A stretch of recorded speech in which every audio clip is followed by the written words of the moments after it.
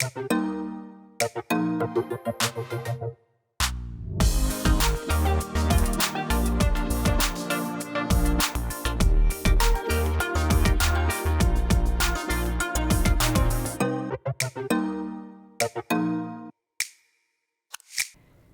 you for joining us. I'm Naiba Reynoso. Ahead, an animal adoption you don't want to miss. Plus, bringing the warmth of the season to the bedside. But first, Los Angeles County has declared a local emergency to combat the homeless crisis.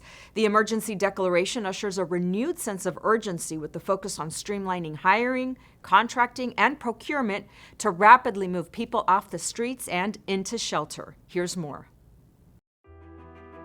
This is a declaration of emergency on the state of homelessness in Los Angeles County to work in partnership with the City of Los Angeles, which has already declared a state of emergency, the City of Long Beach, which has also declared a state of emergency, making sure that within the county we are aligning all of our efforts among departments.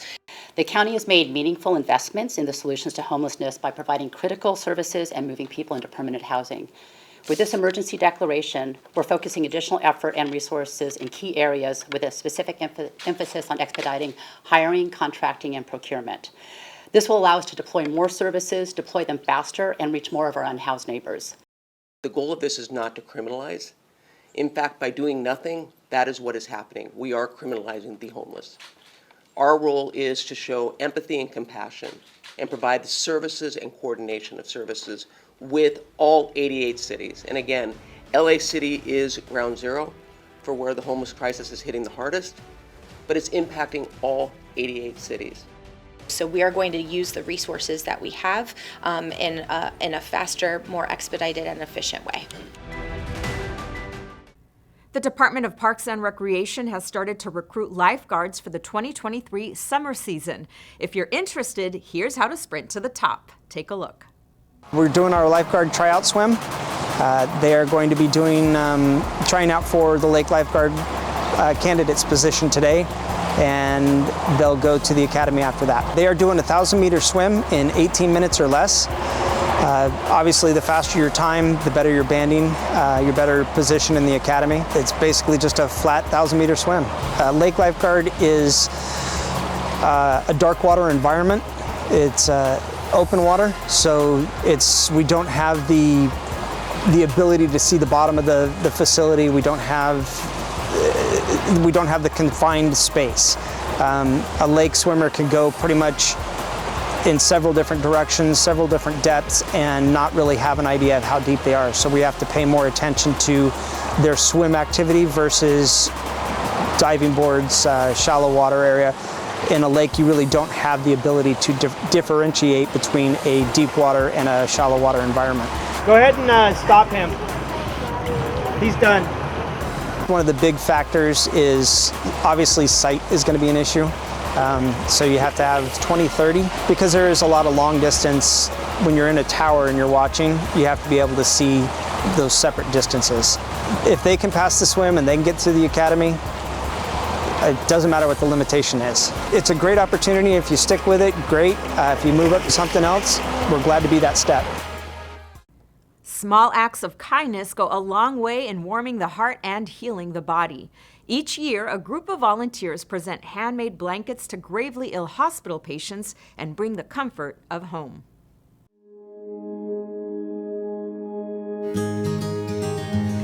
Welcome to our annual Acts of Kindness here at LAC USC, where we present quilts made by community members to our patients, just to let them know that they are loved, they are cared for, and remembered. These are all handmade by community members throughout the year, and then they bring them to us for distribution. Good morning. Look what I have. Look. You want it?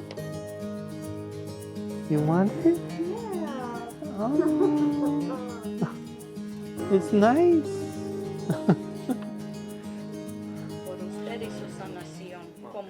I happen to know that this particular blanket was made by a woman up in Newhall, and she herself used to be unhoused, and now she makes these blankets for the patients here as an act of gratitude. We welcome our staff of chaplains and volunteers who came together to bless the quilts and then to distribute them to anyone in the hospital randomly today. It's really amazing to see the faces on patients after they receive the blankets and being able to know that people's work are able to reach people who want to be warm on Christmas. Thank you for the blanket. Really nice, really pretty. She likes it. Have a Merry Christmas. A Merry Christmas. And Happy New Year. May this day be a day of blessing and a gift giving, receiving, and healing. Contractors were recently invited to learn about plans to restore and repurpose the historic General Hospital in Boyle Heights and provide low-income housing in an area that desperately needs it. Today we're launching our RFP. That's a request for proposal to get developers to come here to look at what beauty, what monuments we have here at the LAC campus. Physically, the building needs a big lift to it. It needs not only the facade cleaned up, but it needs the bones cleaned up. So we're going to be looking at the strength of the building, its ability to withstand earthquakes. We're going to look at about the water, sewer, and all the other things that serve this building. And we're going to upgrade them to a point to 21st century infrastructure, making it ready to build. That's the key to public works. So we're going to be behind the scenes again. We're not going to be up front. We're going to be in the guts and making it work so that it can serve another 100 years. It is incredibly important to have partnerships in this. First and foremost, that partnership is with the community. We want this to be built by them, for them. We know the community needs spaces to live and work, and this is an amazing opportunity to take a huge swath of land, really iconic buildings, and do something different. We're setting the table for what's to come in years ahead. This has been kind of an area that has been neglected, but we can repurpose it and hopefully bring about the change that LA City and the county need to see, and that is to house more people, make it affordable for young people, for our seniors, and for people that are disabled and people that need housing that are out on the streets now. Thanks for joining us. We leave you with the story of a little girl who dreamed of adopting a unicorn. The response to her letter and Christmas wish was, well, magical. Keep dreaming, and we'll see you next time on LA County Close Up. Madeline's been interested in owning a unicorn for probably quite some time. She's loved unicorns since I was 3. Since she was 3. I sent a letter to Animal Care and Control asking if I could own a unicorn in my backyard if I could find one. When I read the letter, it did take me back to my childhood because I've been an animal lover my whole life, and I could see myself in this little girl, and it was just so precious. We all just experienced a lot of joy, and we really wanted to be part of something special. We receive a lot of letters from the public, but nothing about unicorns or other magical creatures. This is our very first one. The Los Angeles County Animal Care Foundation, they have established Madeline's Magical Unicorn Fund. And for $25, people can get a pre-approved unicorn license and a metal tag.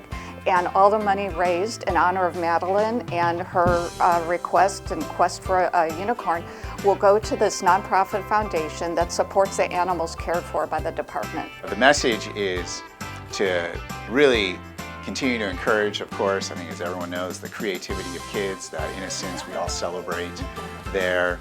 Don't assume anything. Again, I'd made the assumption that this was just going to get a little chuckle out of the team here, and obviously it's brought a lot more than that.